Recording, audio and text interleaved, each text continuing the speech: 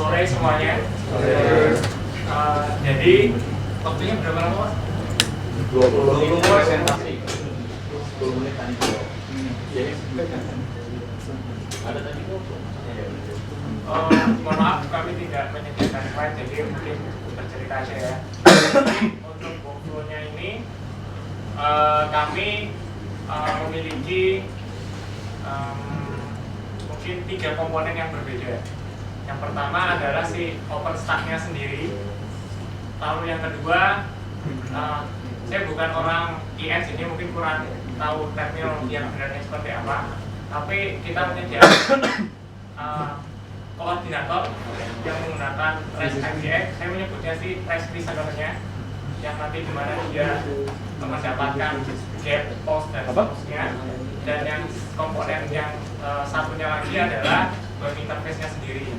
Jadi workflow-nya adalah user mengakses web interface ini, di mana nanti setelah login akan ada sebuah tombol dan ada menu di sana, di mana setiap menu dan tombol tadi itu akan memberikan request baik dalam bentuk post dan get ke komponen REST listener-nya tadi.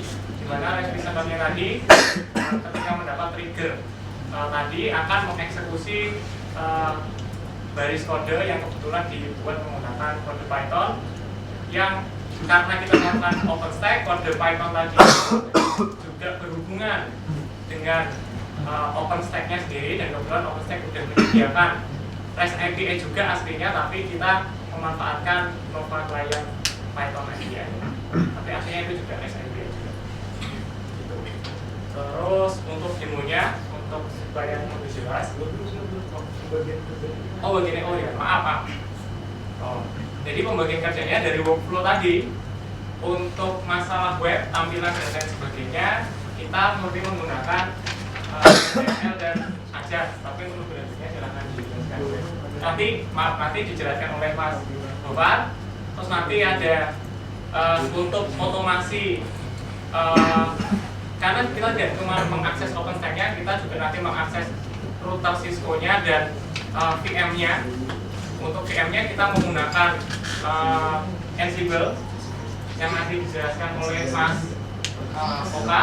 Dan untuk Cisco routernya, untuk config-nya aslinya itu seperti config router profesional yang nanti akan dijelaskan oleh Mas Taufik. Tapi nanti kita kirim secara sequential menggunakan telnet. Terus kalau untuk bahasa lebih lanjut mungkin dimulai dari Ansible-nya dulu, Mas Oka. Terima kasih. Tadi sudah dijelaskan awal, kita ada satu buah, kita anggap REST listener. Jadi ketika ada request dari web interface, dia akan langsung diarahkan ke REST listener tersebut. Ada beberapa ini yang flex, flex. Kemudian di dalamnya itu ada fungsi sendiri. Jadi kebetulan saya menghandle untuk DevOps-nya. Dan di situ DevOps-nya menggunakan Ansible untuk mendevelop web server yang ada di VM-nya. Kemarin mungkin cerita susahnya ya. Kemarin kita install pertama Ansible. Ansible itu kita install dengan pip.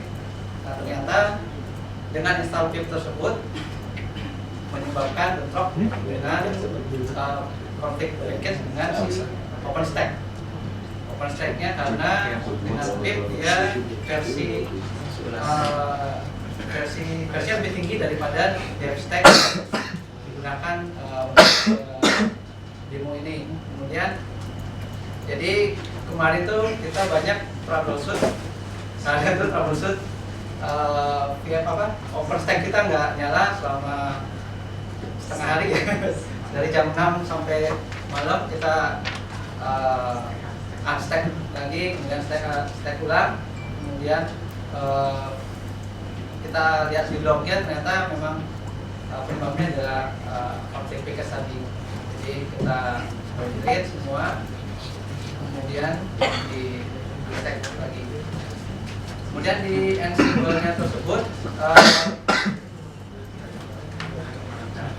oh ya, karena nggak ada internet pertama, jadi kita manual mendownload LVM package untuk web servernya.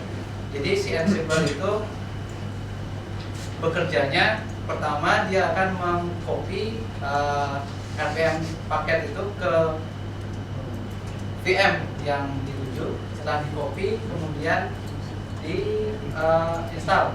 Tentunya HTTP tersebut perlu juga package untuk dependensinya. Jadi kita download semua dependensinya baru kita masukkan menggunakan Ansible ke VM-nya. Nah, permasalahan di Ansible yang cukup tricky adalah SSH.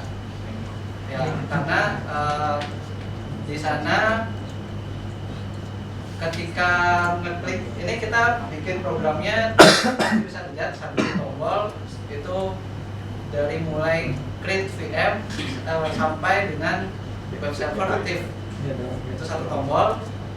Kemudian karena menunggu dari waktu create VM sampai dengan instalasi itu cukup lama, jadi ketika akses SSH kita harus agak tricky. Pertama harus cek dulu koneksinya aktif atau enggak. Kita cek dengan ping check. Kemudian kalaupun pingnya udah aktif ternyata SSH-nya belum aktif, berarti kita cek lagi SSH-nya apakah sudah aktif atau tidak. Oke, jadi seperti tadi sudah dijelaskan bahwa ada 3 komponen. Yang pertama adalah OpenStack. Di sini instance-nya kosong. Konfigurasi yang kita lakukan konfigurasi dasar saja, yaitu untuk floating IP-nya. Terus komponen yang kedua, itu terdapat di satu komputer dengan OpenStack-nya juga.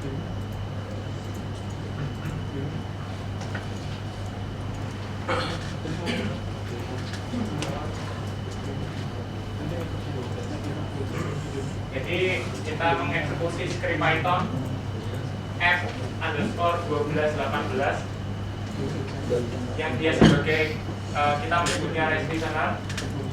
Dia menggunakan flash, dia listen di port 5555, dan komponen yang ketiga adalah web servernya sendiri.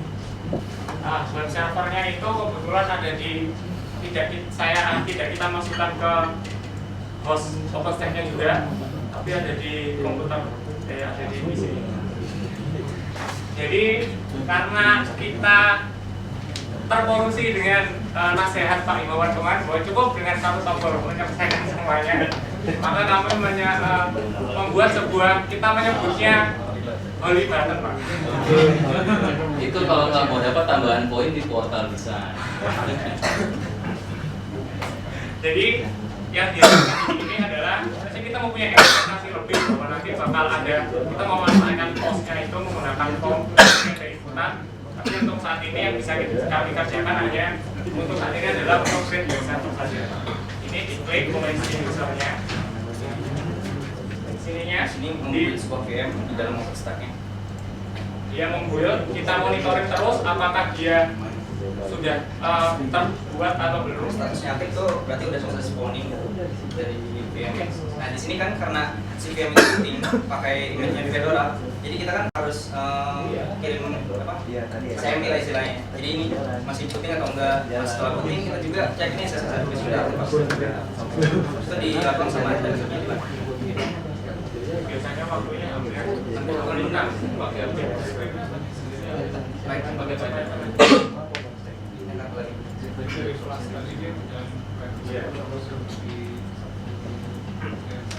Iya. Flashnya bisa floating aja. Iya. Nah ini proses yang agak lama aslinya. Kalau di skip juga bisa.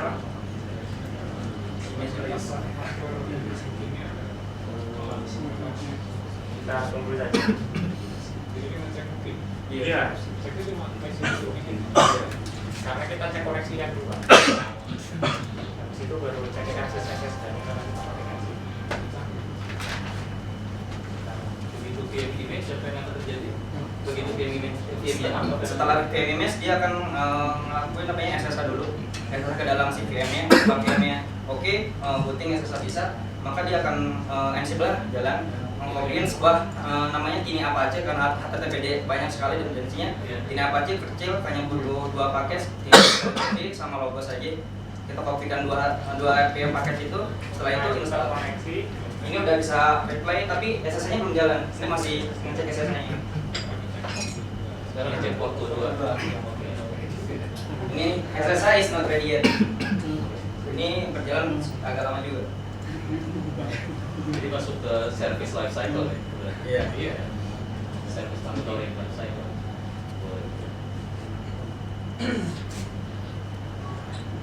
Agak tricky juga karena nantinya karena SSH pertama kali dia akan meminta sebuah key, karena key-nya udah dipakai key kan di awal di upload ke VM ini. Iya Pak, script. Jadi nanti ada pabriknya yang pakai.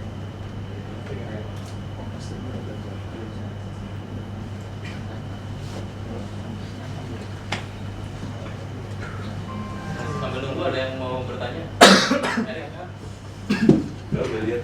Oh, udah lihat. Tahu. Yang lain mungkin setelah kalau ada pertanyaan. Jadi profesional.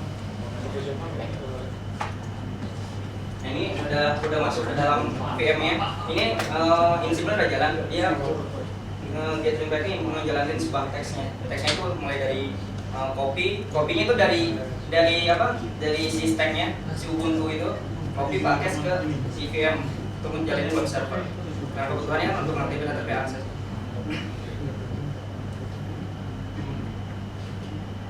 Dia lagi ngecek SSH dulu. Juga kadang dibutuhkan keberuntungan karena Handshake-nya kadang gagal dan Ansible itu kadang tidak meninggalkan exception error. ini kalian coba. Ini Di sini tricky part juga sebenarnya. Ansible itu walaupun sudah pakai key, saya belum ketemu caranya untuk auto yes. Auto yes kan pertama kali SSH. Iya. Nah kita pakai expand. Jadi kita pakai expand untuk membaca ada pertanyaannya itu kemudian kita jawab yes. Ini copy HTTP apa? HTTP-nya sama logosnya. Ini proses untuk install logos. Dia cuma yang tahu itu Iya, dan ini jadi apa sih? Iya.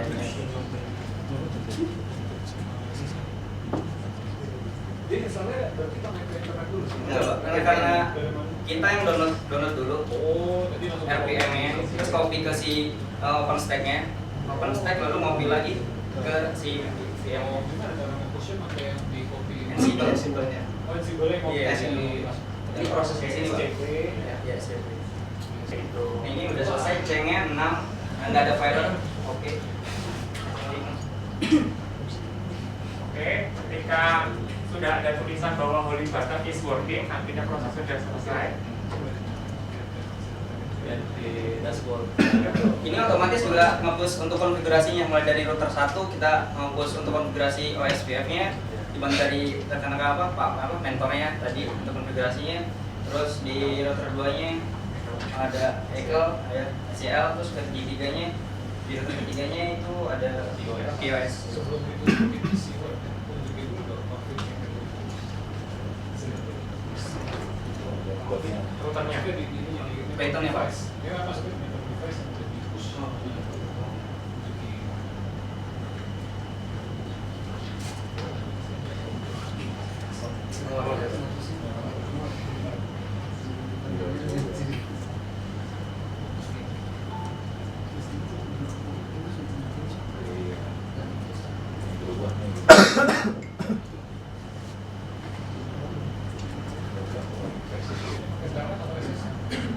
Pakai Telnet Pak.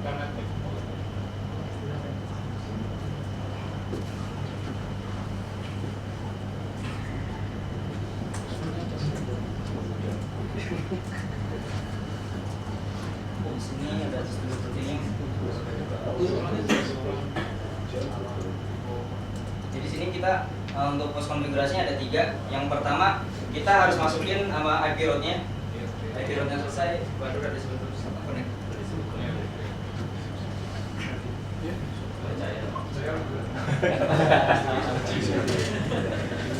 Ini kita coba nge-ping ke si host VM-nya.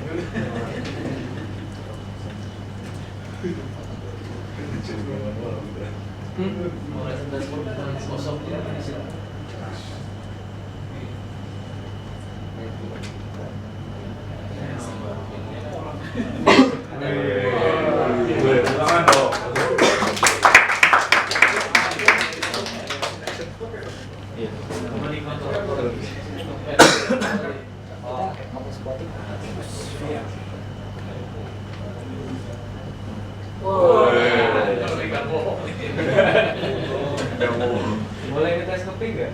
Dari mana, Pak? Ping dan end-to-end SS itu kan dengan network 80 kan?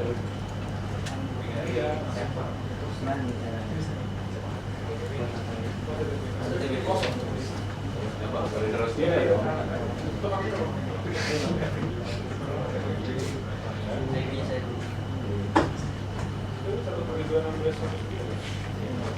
Bulu-bulunya nih.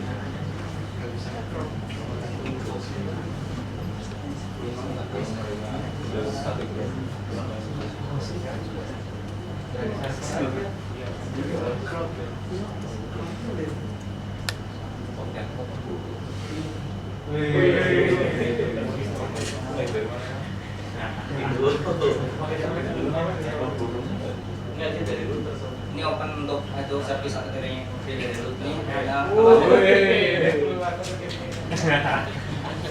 juta ya? 1 juta rupiah. Sudah selesai. Oke. Ada lagi fitur yang di develop? Tadi Ansible service life cycle oke. Ya, mereka monitor ini kan. IF-nya up dulu baru terus. Ada lagi yang di Itu aja. Oh, jadi ya, gimana kan nggak apa-apa, sukses, gagal atau sukses paling malu. Nggak, idenya apa? Iya, selain ini idenya apa? Ada yang udah mulai dicoba, kendalanya apa? Nggak apa-apa, nggak selesai ya, cerita aja.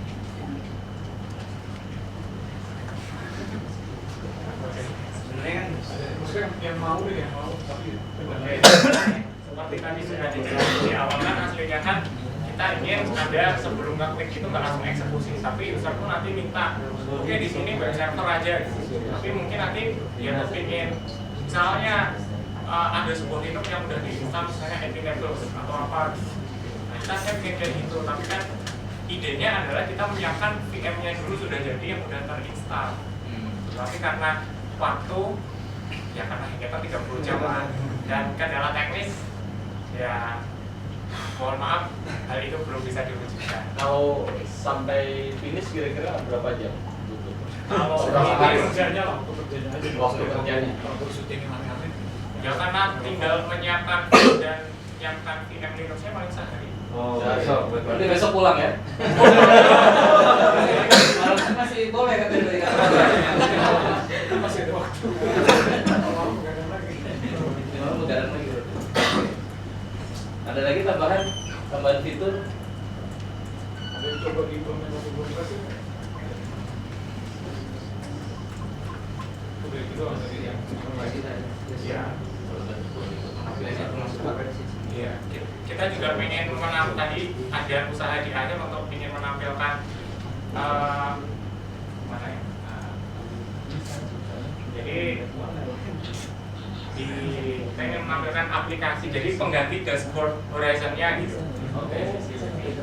Tapi mungkin, masih belum berhasil karena tadi ada masalah di parsing JSON-nya ketika biasanya ada masalah